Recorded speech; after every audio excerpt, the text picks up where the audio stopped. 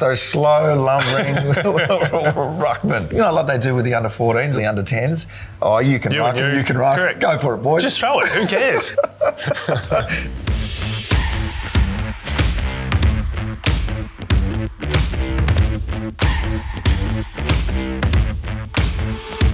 Here we go.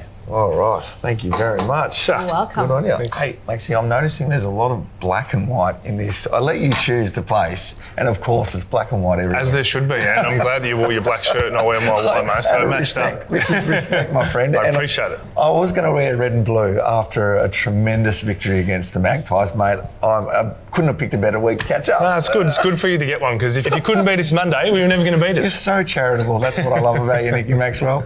No, look, it was a tremendous game. You've had the Woodovers for a long time, but I was thinking about it all week. I've been going, well, the Magpies, they were the real deal. Yep. But is it Port Adelaide? I don't know. Everyone's saying Collingwood's going to win the Premiership this year, but then Port Adelaide, they're just sneaking up. Mate, you've got to be a little bit scared about So Port you think Adelaide. it's Port? I think it's Port. So you don't even think it's Melbourne?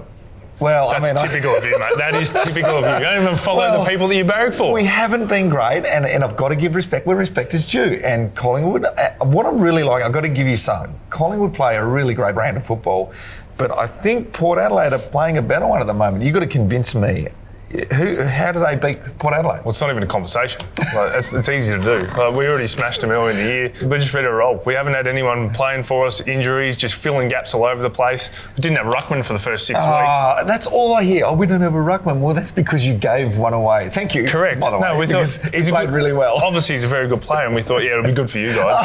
But we've got ours back now. We've got Big Coxie there, and we've got Darcy doing his job as well, Darcy Cameron. So that's all we need, mate. Coxie, you've got a ruckman. Yeah, we didn't have one. They were injured.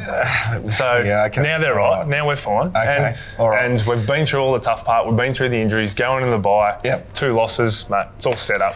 I love that Port Adelaide midfield. Tell me how you stop names like Butters, Jason Horne-Francis. Then you've got the old blokes like Boakey and Wines.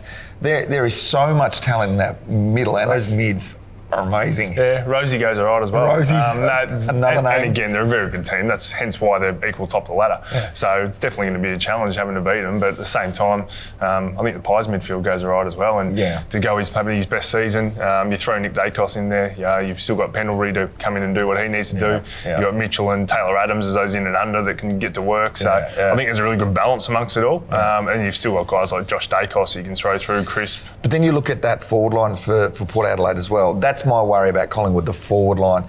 Port Adelaide have got Finlayson, Big Dixon. He's huge. How do you stop him? You've got to convince me they're not going to kick goals. How do you do that? Well, the way that Collingwood play is try and not let the ball get down there for a start. So all that pressure's further up the ground. True. I mean, you go back to when our sort of good team through those 2009, 10, 11, 12 years it was all front half play. So you win your stoppages, you get it forward, and then that high pressure is just what makes it difficult to even get down there. So that pressure also means they kick the ball up high. When they kick the ball up high, you've got guys like Howe and Murphy and all these guys coming from all angles. But there is one thing that's going to really hurt Port Adelaide, and that's Koshy's retired. So he's going to be spending a lot more time around the club, isn't he? Yeah, well, by the sound of things, he might be. So we'll see if that's influential. That might hold him back just a little bit. But then you've got Eddie as well. So he's been gone. I haven't heard much from Eddie over the last 18 months. I shouldn't bag Eddie because he might send out a hit on me. He saved the club. He was we were gone. We were at Vic Park. I was at Vic Park in the first sort of 18 months, and tell you what, there was rats everywhere. There was Steve flooding. McKee. Is it Steve McKee, the old ruckman? Got Legionnaires disease or something from like the Spa. Yeah, that was before I got there. So the Spa wasn't even working by the time I got there. We were in disarray. But what was going on in that Spa? I want to know.